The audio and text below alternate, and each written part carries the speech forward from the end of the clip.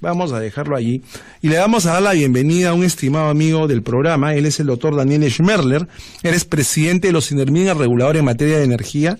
Y con él vamos a cerrar nuestra secuencia sobre el balance de la protección al consumidor 2018. Él, por razones diversas, no pudo venir en diciembre como es su costumbre, porque él es muy puntualito y cada vez que es convocado viene, pero esta vez me explicó, yo lo sabía, he estado muy recargado de trabajo.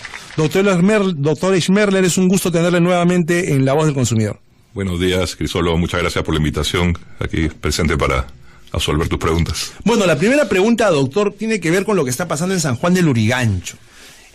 Acá aparentemente hay una serie de problemas, más allá de la rotura y más allá de los problemas sanitarios que se han generado, pero parece de que el subsuelo tiene problemas, porque existen diversos tipos de cañerías y cables que pasan por allí.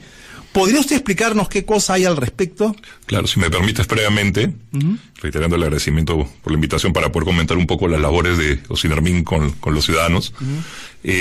Quiero mencionarte que nosotros hemos también estado en la zona supervisando, nosotros nos solidarizamos, entendemos la preocupación de los residentes en esta zona afectada por este terrible aniego en San Juan del Lurigancho.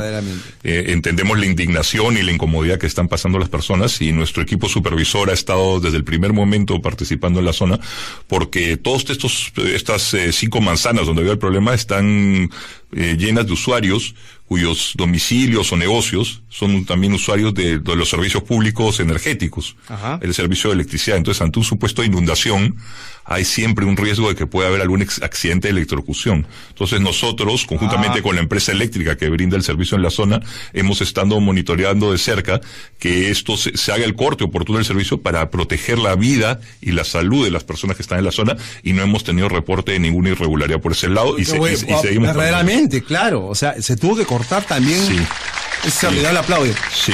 Eso es lo primero que te voy a comentar. Se tenía que cortar el servicio eléctrico. Era necesario debido al nivel en que llegó el agua, que podía hacer contacto con instalaciones eléctricas, ¿no? En algunos casos ha superado los 2 metros de altura el agua. Entonces, ¿por cuánto tiempo aproximadamente se tuvo que cortar el servicio eléctrico? No, ha habido mientras el agua ha estado en la zona por todos estos días que ha ocurrido esta tragedia. Dios mío, o sea, dense ustedes, amiguitos, una idea de la catástrofe que ha ocurrido en San Juan del Lurigancho. Dense, o sea, no... Aparte de todo lo que ustedes ya han visto, encima se han tenido que quedar sin electricidad por su propia vida, pues porque como ustedes saben, el agua es conductor de la electricidad, si no se podrían haber producido muertes. Gracias a Dios que no pasó nada de eso. Sí, por eso la acción fue inmediata. Gracias a Dios que no pasó nada de eso. Pero volvamos a lo que le preguntaba. Sí. El tema del subsuelo. ¿Qué ocurre ahí con el subsuelo? ¿Hay un manejo inteligente del subsuelo en las ciudades? Claro, nosotros muchas veces no tenemos a la vista o no somos conscientes de lo que ocurre debajo de nuestros pies. Debajo de la superficie uno puede tener diversas instalaciones. Están los cimientos de las obras, de las mismas viviendas o las construcciones públicas, como son las vías del tren, por ejemplo, que pasa por la zona donde ha ocurrido esta tragedia. También pasan las redes de agua, de desagüe, el cableado eléctrico subterráneo, la comunicación digital, el gas natural. Entonces podemos mencionar que hay 5 o 6 tipos de infraestructura diferente debajo del suelo, a distinta altura, y que no la vemos. Y cada vez que ocurre una manipulación, un manejo, sea porque hay una obra, sea porque hay un trabajo en la superficie que va a remover, o porque hay un mantenimiento, reparación o una nueva instalación debajo de la tierra, inconscientemente, involuntariamente, si no está esto debidamente señalizado y coordinado, hay riesgo de que pueda ocurrir algún tipo de afectación a esta infraestructura.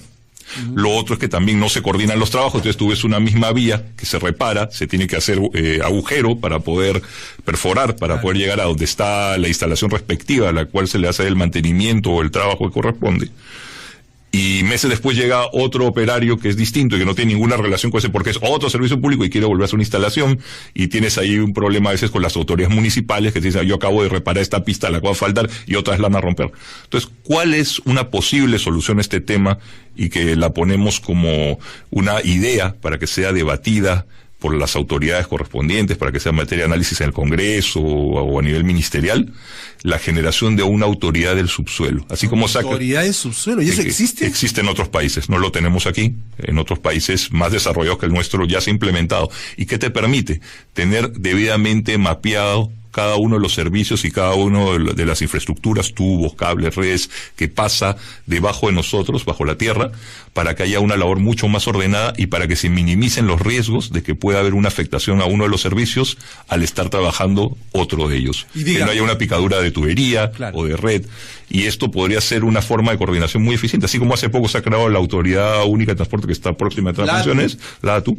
Imaginemos poder contar con una autoridad de ese estilo. Nos daría un trabajo mucho más ordenado, mucho mayor planificación, nos permitiría tener un catastro adecuado, así como se tiene de las viviendas, de todo lo que vemos arriba de la superficie, de lo que se maneja debajo de nuestro suelo. Nos permitiría tener un orden mucho mayor, una señalización clara de en qué metraje está determinada tubería, determinado cable, y poder hacer un trabajo mucho más eficiente. Pero esto es una idea bien interesante, ¿no? Bien interesante porque, ¿cómo sabe? O sea, primero la incomodidad de los vecinos, las pérdidas de horas hombre de trabajo, el gasto económico que supone romper para instalar gas, parchar, viene luego otro para instalar internet, romper, instalar, volver a parchar sin contar con los daños que se puede hacer a los cables que hay abajo, ¿no? Que yo no creo que estén señalizados. ¿Cómo se señalizan los cables?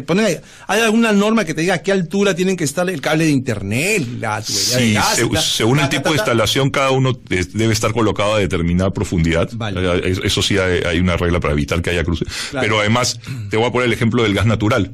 Normalmente uno debe encontrar una especie de señalización con un pequeño poste de cemento, que incluso tiene la indicación no excavar y alguna referencia a que hay una tubería debajo, por lo sensible que podría ser que haya una perforación o rajadura hacia una tubería de ese tipo. Y bajo tierra, acá a cierta distancia, también hay como unas cintas adheridas a la tubería misma, ¿no? Al ducto.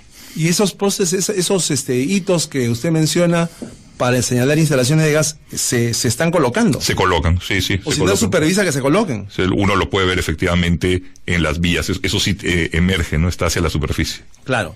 O sea, son como esas cositas que ponen en las tranqueras para impedir que los autos estacionen, una cosita así. Guarda similitud con las señalizaciones del kilometraje que uno puede ver en la carretera. Ya. Pero obviamente no los mismos colores, pero sí la indicación propia a qué instalación se encuentra debajo de la pista, ¿no? Realmente, ¿cuántas cosas ignoramos? Sinceramente. Ok. Volviendo al tema que nos ha permitido convocarlo, la labor que ha desarrollado los Sindermin el año pasado ha sido bastante compleja, ¿no? Ha habido bastantes discusiones, han habido bastantes temas en debate. Me parece que el año 2018 ha sido un año bien movido. ¿Cuáles son los principales temas que ha enfrentado los Sindermin el año pasado? Antes de que nos cuente lo que han hecho, ¿cuáles han sido los principales retos? Porque ha habido mucho debate realmente entre las generadoras, las transmisoras, las distribuidoras, se ha hablado de modificaciones legislativas, han salido muchas voces del sector empresarial defendiendo a los usuarios. Uno no sabe, pues un poco uno enarca las cejas y dice, ¿me estás defendiendo en serio esta empresa? ¿Qué ha pasado el año pasado? Bueno, el año pasado ha sido uno en que de manera muy decidida nos hemos dedicado a la supervisión de la calidad y seguridad tanto del servicio eléctrico como en los combustibles. Estoy hablando directamente de lo que tiene que ver con protección al consumidor o al usuario, ¿no? Intensificamos mucho nuestra labor en la prevención del riesgo eléctrico para reducir la posibilidad de que se produzcan accidentes.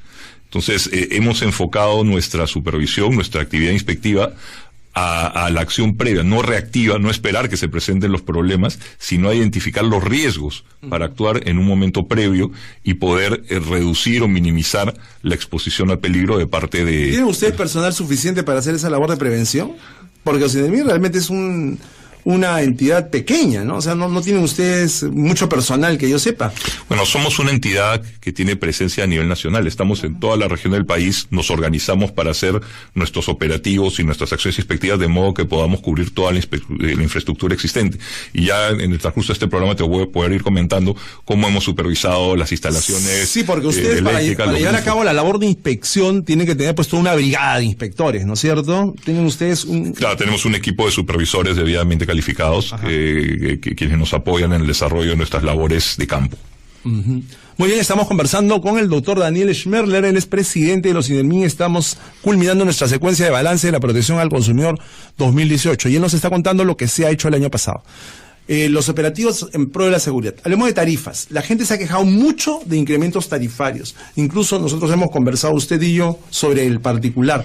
Y aun cuando se señala de que oficialmente los Sindermin no ha avalado ningún incremento tarifario, lo cierto es que muchos vecinos han señalado de que gradualmente sus recibos han venido subiendo. Y han manifestado que no es que hayan tenido más personas viviendo, que no hayan cambiado sus hábitos de consumo, pero sin embargo han habido varias zonas en las cuales los usuarios han manifestado que hay aumentos en los recibos. ¿Qué nos dice los Sinermin al respecto? Sí, nosotros la verdad que encontramos que en estos últimos años ha habido bastante estabilidad con el tema tarifario. La tarifa en sí no ha tenido una variación sustancial. Y cuando se ha presentado supuestos de alguna persona o conjunto de personas que discrepan con la facturación recibida, los hemos orientado, hemos hecho, si es que es un problema reclamado por muchas personas en una misma zona, se ha hecho una labor de fiscalización en esa zona. Y si es casos más particulares, existe el mecanismo de reclamo. Y también se han generado nuevos mecanismos para que las personas puedan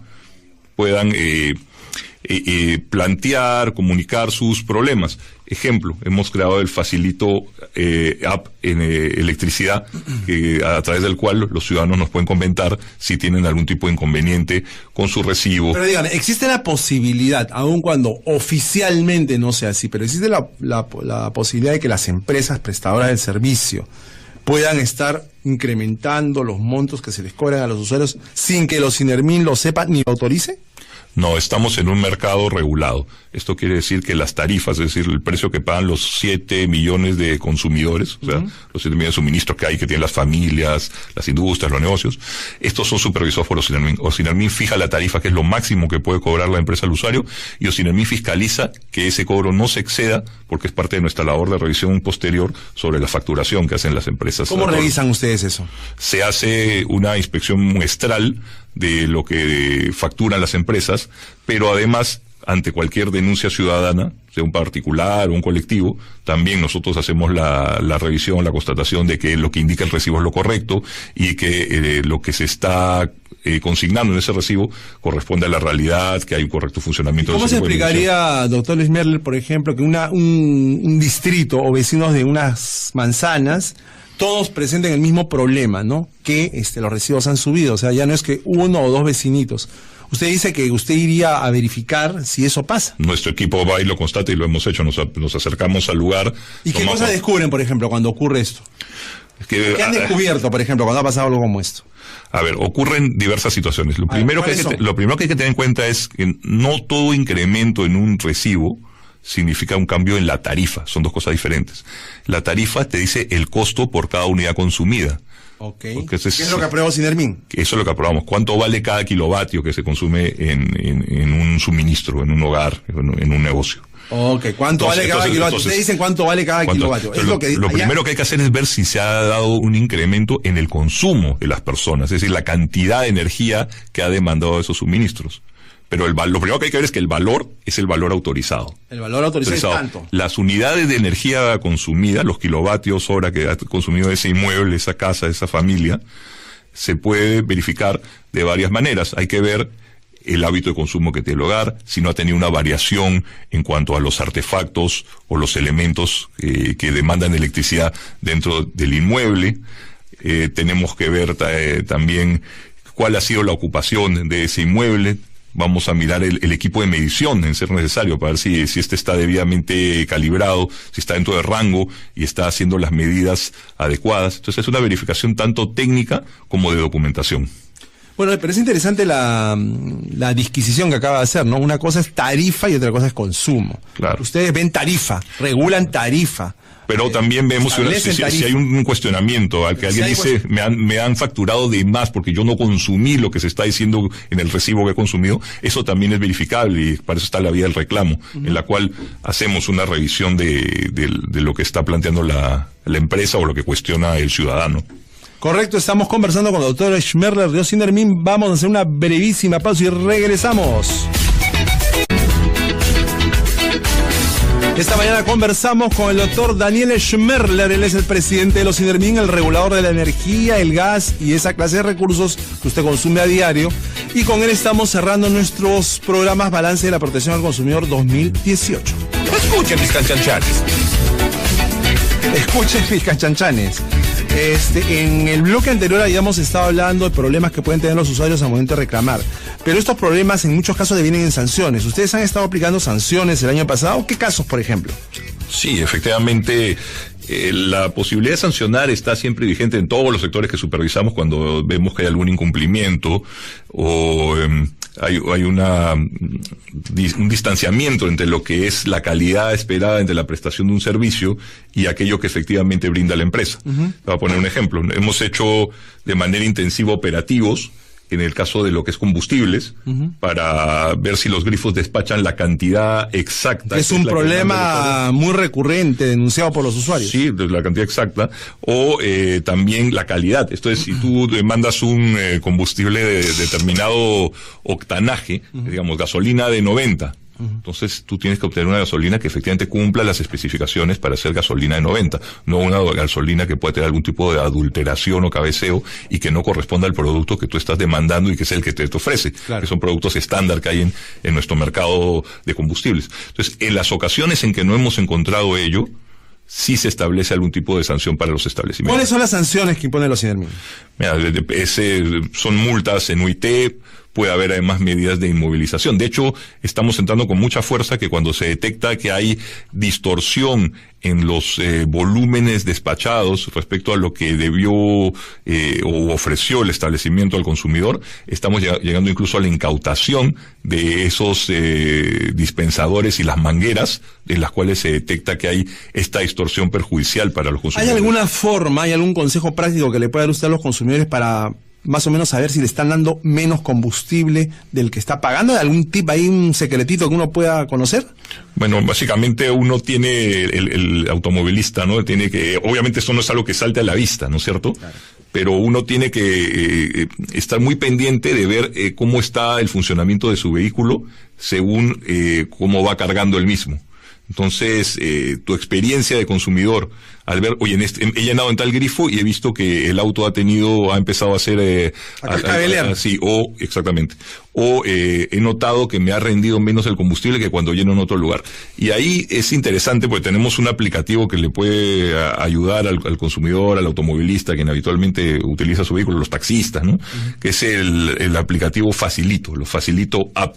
Están en acceso desde los teléfonos inteligentes que ahora están muy difundidos, y que permite a las personas conocer cuáles son los establecimientos, a qué precio venden, hacer comparaciones y conocer la experiencia de consumo de cada uno de los automovilistas en nuestro país. Yo, gracias al Facilito, tengo mi grifo donde echo regularmente mi gasolina, que me sale muy barata. Y usted puede tener ahorros. Parece mentira, usted puede creer que un grifo de la misma cadena, si echas en la sucursal del lugar tal y lo echas en el otro lugar, puede haber hasta una diferencia de 2 soles por galón. 2 soles es un montón de plata. 2 soles es un montón de plata. Por galón es un montón. Claro, sí. ¿No?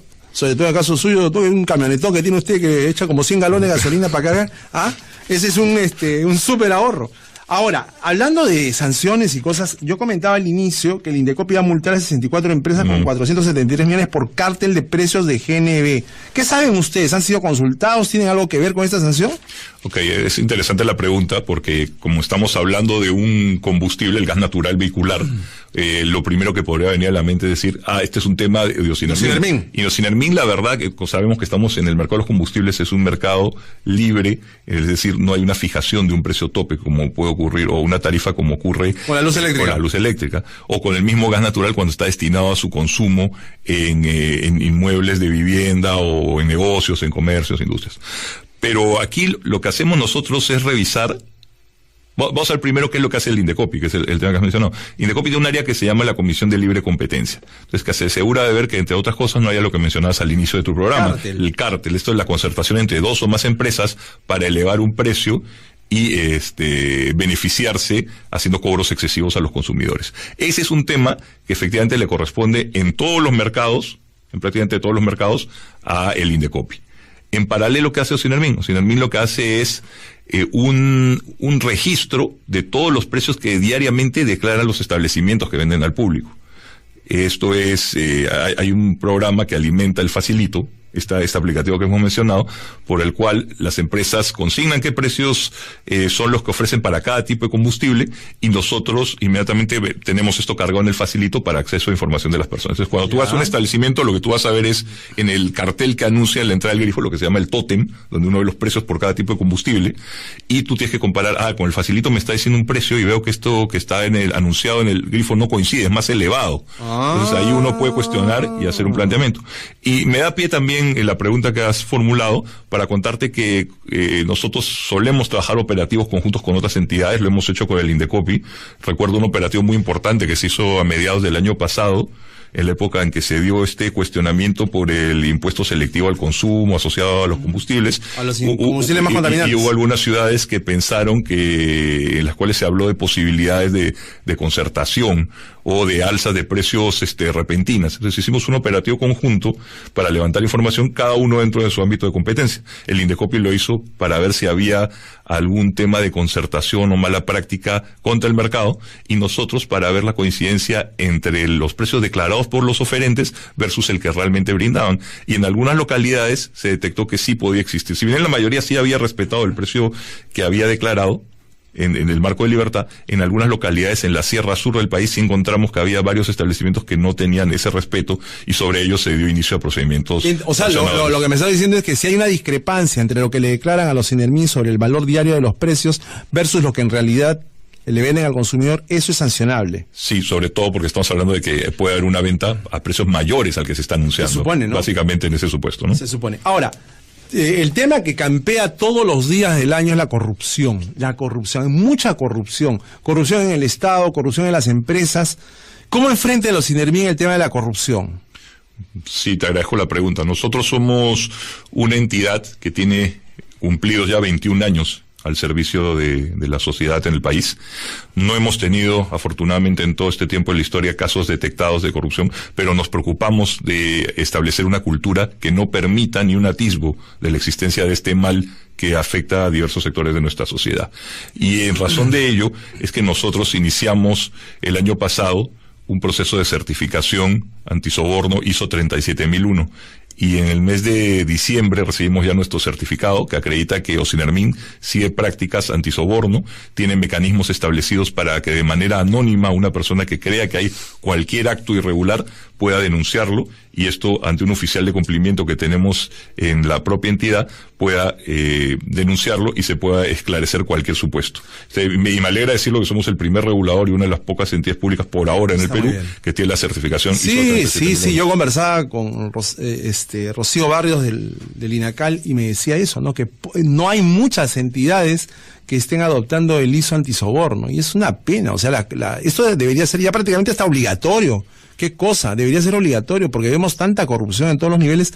¿Está entre las prerrogativas de Osinermin exigir a las empresas reguladas que adopten este ISO, o no es competencia de usted? ¿No tienen esa prerrogativa? No es una competencia nuestra, porque es voluntaria la adopción del ISO. Pero sí, por la experiencia que te digo que hemos tomado, recomiendo que se adopte porque se sigue estándares internacionales del más alto nivel de exigencia sobre cómo asegurar adecuadamente la debida conducta de quienes integran una organización para prevenir y evitar que se produzcan actos irregulares y tan lamentables como el soborno, que afectan muy negativamente a nuestra sociedad. Y sabes qué, te quiero comentar también, no solo es el tema de la acreditación ISO, sino que también nosotros nos preocupamos por la calidad de los servicios que brindamos. Y por ello el año pasado también de manera voluntaria nos sometimos a un examen por la Organización de Cooperación y Desarrollo Económico, OCDE, que es una organización internacional de los países más avanzados. Ese es un muy buen tema, porque yo también he participado de esas reuniones que convocaban todos los reguladores, ¿no? Pero Osinermin me dio a mí particularmente como una de las referencias que tenía que opinar libremente sobre las cosas buenas o malas del regulador.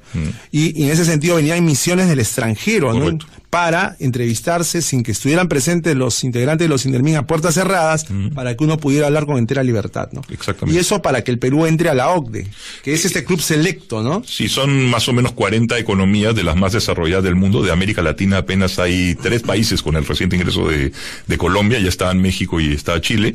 Perú está aspirando a ingresar a ese grupo selecto de países que tienen prácticas modernas como economía, como organización de país. Y nosotros... Parte de las exigencias es que los organismos reguladores cumplan con determinados estándares de calidad. Correcto, y nosotros como regulador del sector energía nos hemos preocupado de tratar de ser de punta de lanza o de dar la avanzada para que nuestro país, en lo que a nuestro sector respecta, esté dentro de las mejores prácticas internacionales.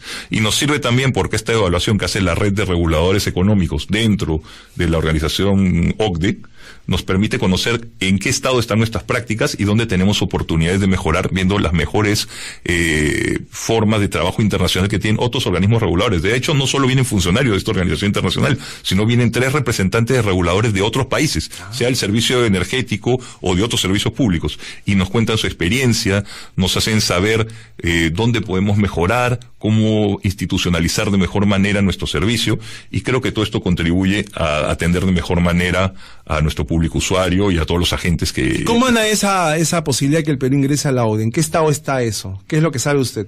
Lo que te puedo decir es que en el examen propio para el sector que tenemos nosotros, que es el de energía, vamos a tener el resultado de nuestro examen en los próximos 3 meses a lo mucho. Y eso nos va a dar información muy valiosa, que más allá del proceso de ingreso del Perú, que entiendo que a nivel del Poder Ejecutivo lo vienen impulsando, y en los próximos años veremos cómo hemos llegado, porque esta es una postulación que es de largo aliento, no es algo sencillo de hacer, vamos a poder saber en qué va. Pero al menos en lo que a nuestro sector respecta, va a haber un informe que va a ser difundido públicamente, y seguro en una próxima oportunidad lo podemos comentar en tu programa, inclusive. Ahora, usted ha mencionado someramente las labores de fiscalización, por ejemplo, en grifos que lleva a cabo los INEMIN. ¿Qué otras cosas fiscaliza? ¿Cómo planifica la fiscalización? Sí. Porque si no hay una fiscalización planificada, porque digamos, hay 2 tipos de fiscalización, ¿no? La fiscalización planificada y la fiscalización frente a una emergencia, digamos. O sea, tienen que ir a fiscalizar qué pasó. Sí, pero lo ideal es la fiscalización preventiva, ¿no? Claro, lo que mencionas es reactivo, cuando ocurre un incidente, pero la fiscalización de por sí, en el enfoque que nosotros le estamos dando en los INERMIN,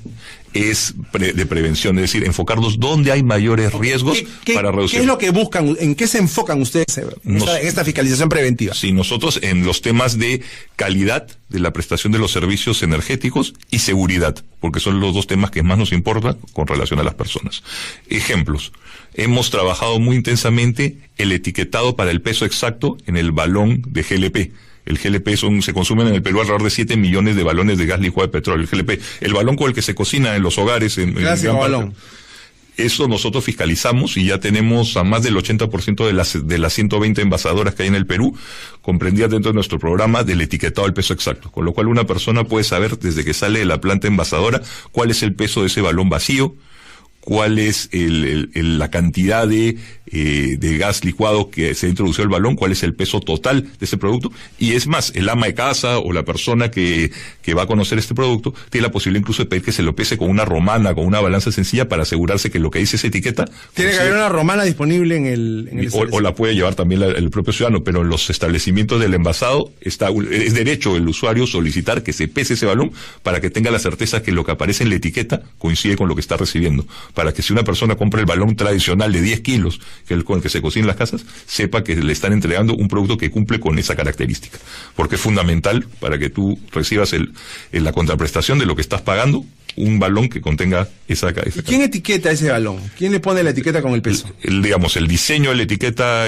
viene de los INERMIN, pero la colocación le corresponde a las envasadoras. A la envasadora. La planta envasadora del GLP. No a la distribuidora. No, sale desde el origen, porque el producto ya. Y sigue por toda la cadena. Y dígame, ¿existiría la posibilidad de que una vez que llega a la distribuidora este balón podría ser manipulado para extraer gas? ¿Es posible? Bueno, siempre es posible todo, ¿no?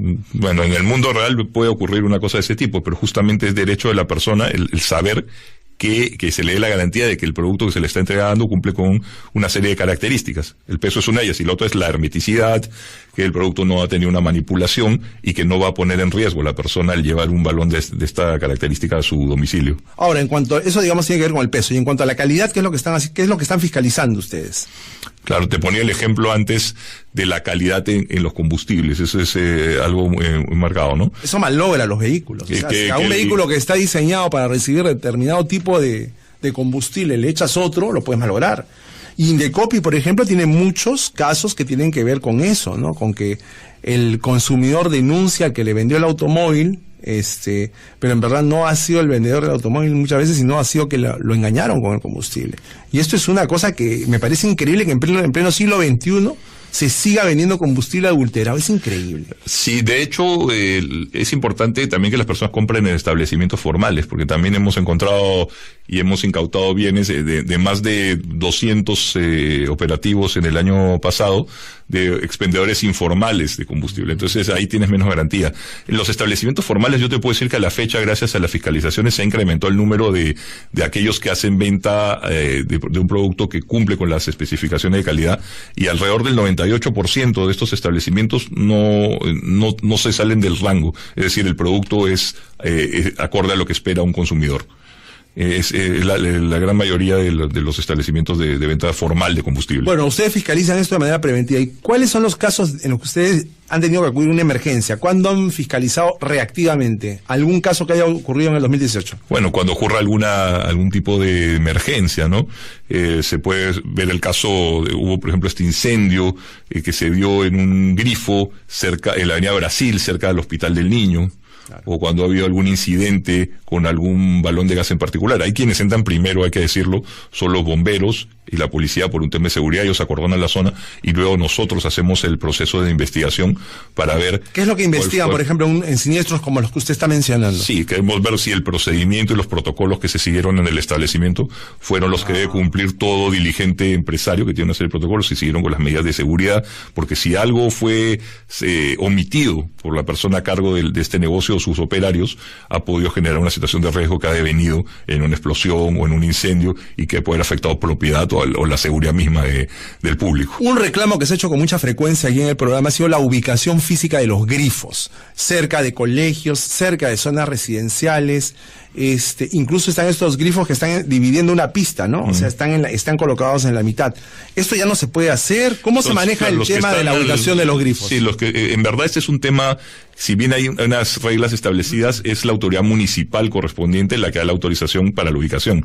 Pero es cierto que hay una distancia mínima hacia lugares particularmente sensibles, como son hospitales, escuelas y similares, que dar una distancia mínima de los establecimientos. En cuanto a lo que mencionabas de los grifos en el medio de la pista, estos son establecimientos de gran antigüedad. En la actualidad ya no se autoriza esta clase de estación y cada vez hay menos. Ahí en Pershing hay uno. Sí, son rezagos de una antigua forma de prestar el servicio, pero ya no se viene habilitando ese tipo de locales. Y obviamente por razones de seguridad, ¿no? O sea, tener un grifo en la mitad de la pista es de todas maneras mucho más riesgoso para los consumidores.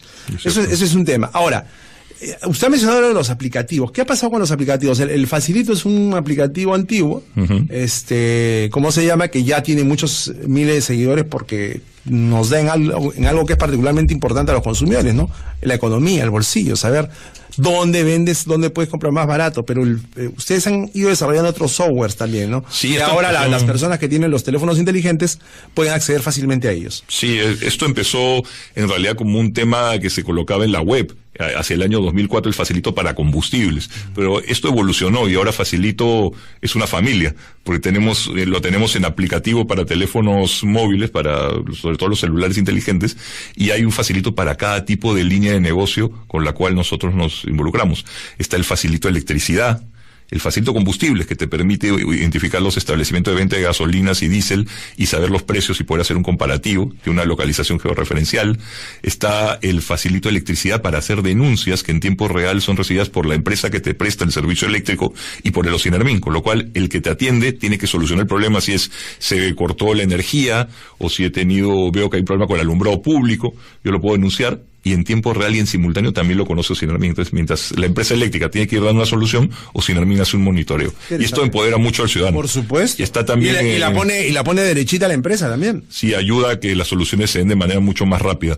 También tenemos el Facilito Gas Natural para que las personas conozcan si la red de gas natural pasa cerca de sus domicilios, si tienen la posibilidad de instalar y tomar contacto con instaladores formales. Y el Facilito Balón de gas para GLP, que se ha hecho ya en piloto en 7, 8 localidades de nuestro país y que te permite incluso llamar al distribuidor directamente desde el aplicativo, hacer un comparativo también y poder tomar contacto con el distribuidor y llamar y también cuestionar si tienes algún reparo sobre el balón que te están entregando. Entonces tenemos ahora Facilito en prácticamente se han multiplicado como hongos. Y esto los Facilitos se han multiplicado como... Es que realmente, como indica su nombre, es una forma muy práctica y sencilla de darle el poder en la mano al propio consumidor. Y esto lo hemos hecho con mucho gusto y lo hemos visto reconocido porque en el premio de democracia digital que se realizó a fin del año pasado, se nos dio la premiación como la mejor herramienta, los mejores aplicativos del Estado peruano, la familia de Facilito Apps. Bien, muy bien, mis canchanchanes, excelente. Y estamos procurando hacerle siempre mejoras, porque este Facilito incluso ha inspirado otros países. De hecho, en México han creado sobre la base del Facilito un producto que se llama el Amigas para los balones de GLP. Ah, está bien. ¿Sabes qué otro tema ha sido muy importante que te quiero comentar? La atención de los consumidores más vulnerables. El año pasado hemos tenido una dedicación muy fuerte a este tema. Incluso tuvimos el gusto de que nos acompañes en la Feria del Libro, donde presentamos nuestras obras en braille. Sí, es lindo. Que son el derecho de los consumidores y también el cuento, porque nosotros hacemos un concurso de cuentos. Eso estuvo muy lindo. Mira, acá tenemos el manual de servicio eléctrico. Te lo entrego, todo esto es para ti. Canchanchanes, excelente. Me están felicitando los canchanchanes. Muchas gracias a los canchanchanes. Tus derechos y deberes de usuario. Y este es el cuento, La Ciudad de la Luz, que fue un cuento escrito por un escolar y que ganó. Y te cuento que este año hemos, estás para la cámara, para que lo vean. No, lo vamos a poner, lo vamos a subir a la foto, Y en todas las publicaciones que han sacado en braille estos muchachos. Y esto, tú sabes que en el Perú hay decenas de miles de personas con discapacidad visual y sin embargo son pocas las escuelas y las bibliotecas que tienen. Nosotros este documento lo repartimos gratuitamente para que todos los usuarios con alguna necesidad visual puedan tener esta facilidad y conocer mejor sus derechos porque son tan usuarios como cualquier otro ciudadano. Yo lo que recuerdo es, efectivamente estuvimos en la Feria del Libro, tuvieron la gentileza de invitarme a los amigos de Sinermin. La parte que me conmovió muchísimo fue cuando hicieron pasar a esa persona que la sentaron, una chica que se puso a leer. Leyó con el tacto. Leyó con el tacto. O sea, yo nunca había visto leer es impresionante. A un invidente en braille. Nunca lo había visto. Y en voz alta repetía lo que nosotros podíamos ver escrito en la página, porque lo tienes en braille, pero debajo tiene la escritura fonético, ¿no? Sí. Entonces, así interesante porque era real. La persona no había visto ese libro, sino que en ese momento se sentó, tocó, y se veía que efectivamente está leyendo con sus dedos, lo mismo que los que teníamos la posibilidad de ver, hacíamos con las letras. Eso, por ejemplo, escritas. Es una preocupación que yo resalto mucho, ¿no? Que los reguladores tienen que prestarle mayor atención a las personas con discapacidad. Acá el programa llaman constantemente, doctor Schmerler, preguntando por cuándo van a invitar al CONADIS, qué van a hacer sobre los discapacitados, etcétera, etcétera.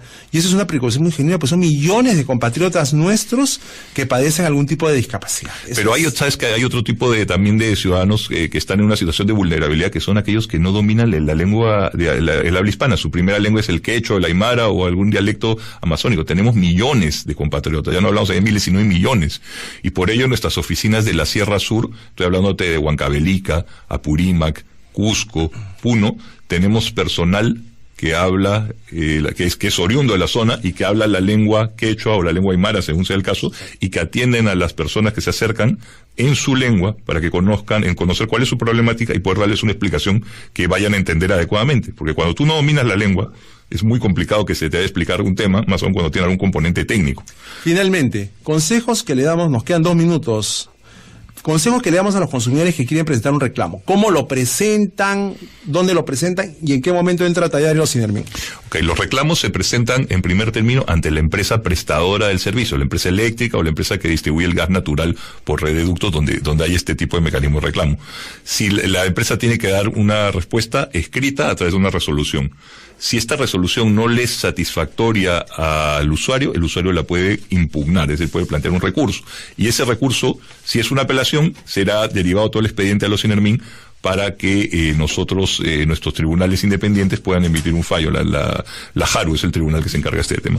En todo caso, quiero mencionar los teléfonos a los cuales se les puede dar mayor orientación a los usuarios. Es el 219-3410 acá en Lima, y la línea gratuita de provincias es... también tienen su línea gratuita intergaláctica. 0800-41800. Lo repito, 0800-41800, línea gratuita para provincias, y el teléfono acá en Lima de nuestra central, 219-3410. Nosotros estamos presentes en toda la región del Perú, y con gusto los atenderemos. También estamos en Facebook y en Twitter, nos buscan como Sinermin, por todos estos canales, y además del telefónico, hacemos atención y orientación a quien lo requiera. Y ya saben, bájense los facilitos, esta familia de facilitos que han crecido de manera exponencial, se han reproducido realmente de una manera descontrolada los facilitos. Muchas gracias al doctor Daniel Schmerler por haber venido una vez más a nuestro programa. Y bueno, le deseamos los éxitos este año. Rapidito, acá aspiran este año en 30 segundos. ¿Qué es lo que más aspiran en el 2019 ustedes? Nosotros vamos a fortalecer la supervisión preventiva, vamos a mejorar la calidad de y la seguridad en los servicios energéticos y mineros, y además vamos a hacer propuestas normativas que vamos a plantearle a las autoridades a nivel del Congreso, a nivel del Poder Ejecutivo, para contribuir a mejorar el funcionamiento del sistema energético en nuestro país. Vale, ojalá que se dé. Muchas gracias, y con ustedes, mis queridos amiguitos y amiguitas.